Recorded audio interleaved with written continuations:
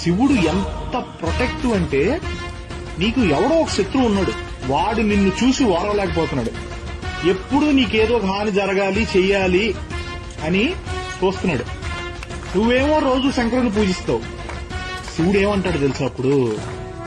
నా ఎగ్జిస్టెన్స్ ని నమ్మి నేను ఉన్నానని మనసా వాచా కర్మణ నమ్మి కొలిచే నా భక్తుడికి హాని చేయాలని చూస్తే వాడు తప్పు చేసినా సరే, ఐ మెన్షన్ ఇట్, వాడు తప్పు చేసినా సరే నాకు వదిలే, నువ్వు వేయగలిగిన దానికన్నా పెద్ద శిక్ష వేస్తా. తండ్రిగా నా భక్తుల మీద నాకు ఆ హక్కు ఉంది.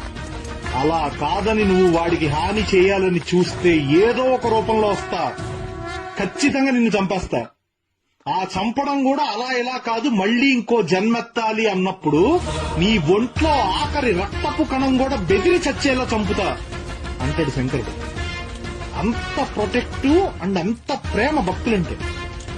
దానికి ఎగ్జాంపుల్ మార్కండేయుడు శివలింగాన్ని పట్టుకుని చంద్రశేఖర పాహిమాం చంద్రశేఖర రక్షమాం అని చంద్రశేఖర అష్టకం పాడితే ధర్మపత్నితో సహా కైలాసం నుంచి పరిగెత్తుకొచ్చి ఆయన చిరంజీవిని చేశాడు. Download ShareChat.